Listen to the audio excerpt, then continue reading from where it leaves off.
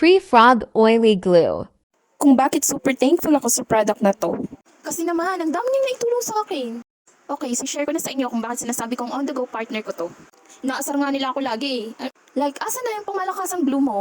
Pero sila rin naman gumagamit. So yun nga, ang dami niyang naitulong sa akin. Mga importanteng bagay na nasisira, kaya niyang ayusin. So syempre, kada may masira, may makukuha talaga ako itong product na to, 'di ba? Pero sorry po, di po kasali dun yung sirang relasyon, tiwala at ano pa dyan ha. Huwag kang ano dyan. So ito na, papakita ko na, iisa-isahin ko kung saan ko ginamit ang product na to. Kung saan niya ako natulungan, ganun. Etong pinaglalagyan namin ng anik-anik sa CR. Sinong tumulong siya? Huwag ka, walang pinangkakapitan yan. Glue lang nilagay ko dyan. Tinan nyo, tatanggalin ko lahat ng nakalagay dyan. O, tinan nyo, kapit na kapit. Kahit i-check mo yun ng doble-doble pa dyan. O, check mo. Ayan, di ba, wala. Glue lang nilagay ko dyan. O, di ba? O, wala talaga. Walang makikitang ano dyan. As in, glue lang talaga yung pinangdikit ko dyan. Partida, ang bibigat pa ng nilalagay namin dyan. Next is eto B. Wala kasing pagkakabitan eh. Tapos no, yung candle glue, laging natatanggal. Kaya ayan, gumamit ako nito. So, ayan, kapit na kapit. Next, etong mirror namin sa bathroom. Oh, ayan siya. Ano kasi, yung tabingi, ganyan, tabingi siya. Kaya, glino ko yung sa baba. Kaya, ayan, tinan nyo, madikit. Next naman po is itong lalagyan namin ng toothbrush sa CR. Self-adhesive naman po siya, pero hindi siya ganun kakapit. Ito naman yung next, lagayan to ng mga nakakalat na plastic. Yeah, likewise, self-adhesive din siya, pero hindi nga ganun kakapit. So, kailangan mo lagyan talaga ng glue.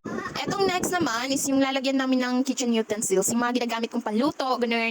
Self-adhesive din yan. Kaso nga lang, kada lagay ko ng mga sandok, natatanggal din siya kaagad. So yes, eto, may glue na yan. Tingnan niyo naman kung gaano kakapit, di ba? Ang dami kong nilagay dyan. Tingnan niyo, caring-carry niya. O, di ba? Ayan, malapitan. Ayan, o, di ba? Caring-carry. So yan, etong Tree Frog glue pa din yung tumulong sa akin. Etong next naman is yung pinaglagyan ko ng mga bags. Syempre yung mga bag, mabigat yan eh. Lalong di kinakaya ng self-adhesive lang. So yun, nilagyan ko ulit ng glue para kumapit. The next one is etong organizer namin ng charger. So self-adhesive din. Di niya kinakaya, kaya to the rescue na naman si Tree Frog glue. And then etong lalagyan ko ng muknaan prayer mat. So self-adhesive, ganyan siya. As usual, hindi kinakaya pag self-adhesive lang, so need ko talaga netong glue.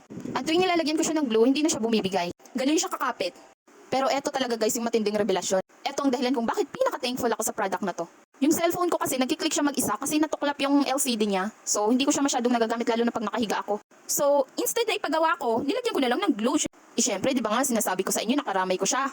So, etong glue na lang yung pinandikit ko. And now, problem solved at worry no more na ako sa cellphone ko. Nagagamit ko na siya ng maayos at hindi na nagkiklik mag-isa. At huwag ko dyan, B, hindi lang cellphone ko yung ganoon, pati yung cellphone ng kapatid ko. Pero sad ako ngayon, tingnan nyo naman, wala nang laman. Ang dami ko nang naubos na ganito, kaya ngayon mag-check out na naman ulit ako. Kayo rin mag-check out na din kayo. Maliban kasi sa mga pinakita kong gamit, marami pa akong dinikit gamit yan. Like sapatos, mga sapatos ng mga kapatid ko, sa asawa ko, tapos yung mga broken toys ng anak. At marami pang iba.